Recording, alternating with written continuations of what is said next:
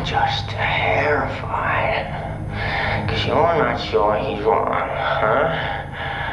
You think they deserved it, huh? You think they deserved it. Okay, so this is a video I'm quite interested in making, and I've done some research for this one.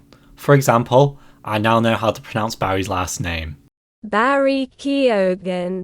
For anyone asking, it's Keoghan. And that's been a bit of confusion, so I'm happy to get that out of the way. So the reason I'm talking about good old Barry is because he has been cast as the Joker in Matt Reeves Batman Universe, and we actually do have some footage of him already. We have a deleted scene from the Batman, which I know is a bit old, but since, I've been talking about the Batman a bit recently, I do want to talk about the Joker, because the Joker is such an important part, and no doubt, I believe he will play a big role in at least one of the next 2 Batman films. So Barry Keoghan, as an actor himself, he's quite young in his career actually. He's been in quite a few films, but as main films that stand out to me personally, I think his role in Saltburn, for obvious reasons, that was massive for him. And also the Banshees of Inisherin, I think. That was massive. And of course that has Colin Farrell from The Penguin in it as well.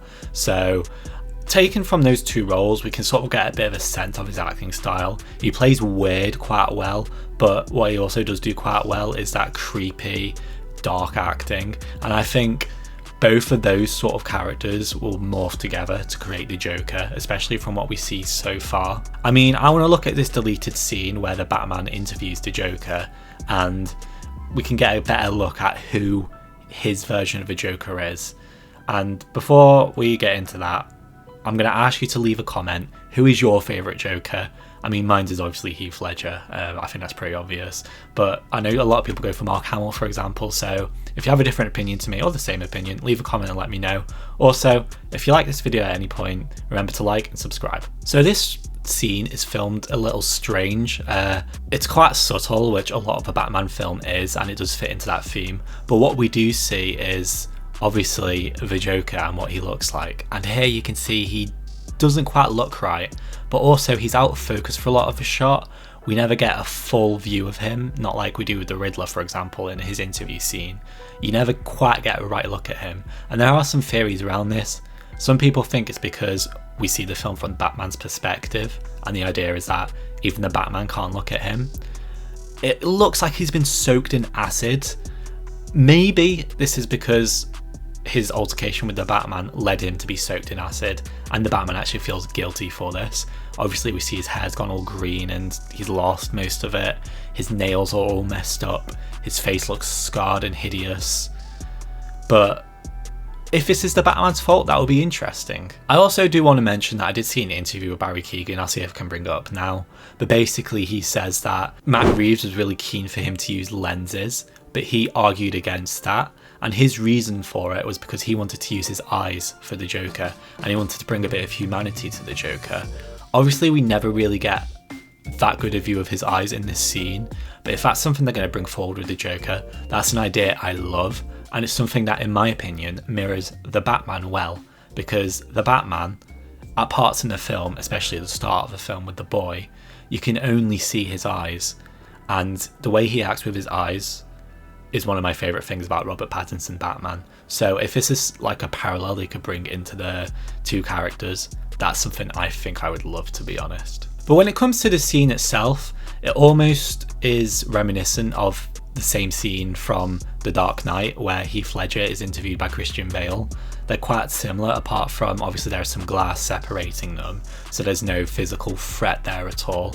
And I think the main difference really is the Joker and the Batman's debate in The Dark Knight is a lot more philosophical, whereas this one is more character based, which again matches the theme of the Batman film perfectly. This film was written so well, I love the film.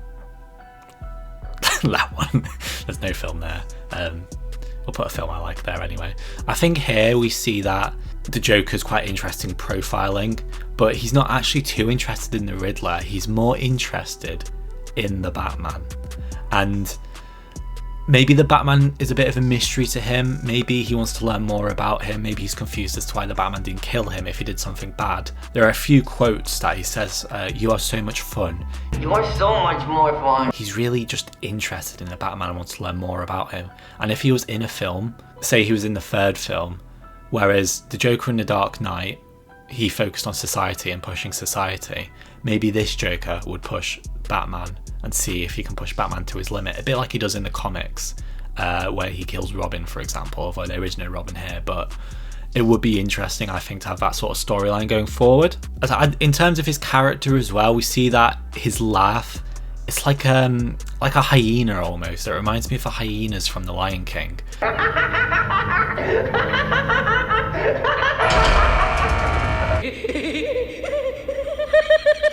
It's not funny, Ed.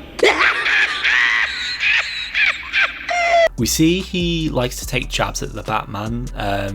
Here he looks more like an annoying kid at school who would sort of take the piss out of you, and then maybe you're not witty enough to come back. So he says things such as, "You're normally so ahead of the curve." Really? You're normally so ahead of the curve.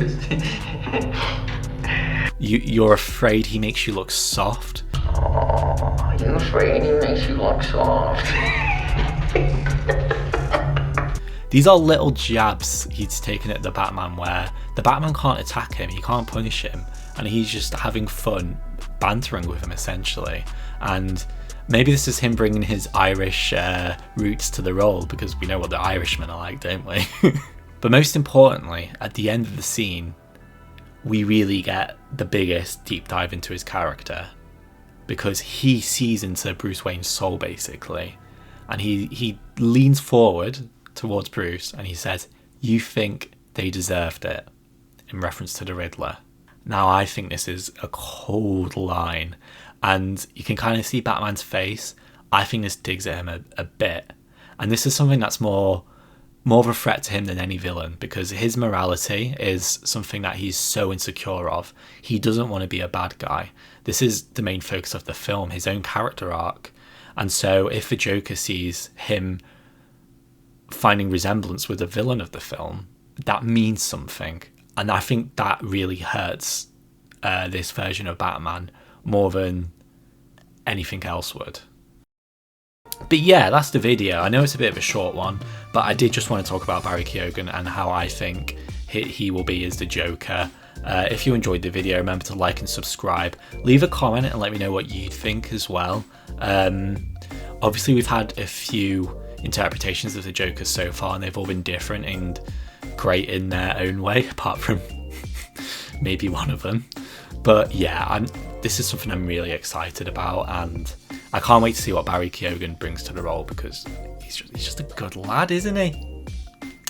Anyway, remember to subscribe. Thank you for watching.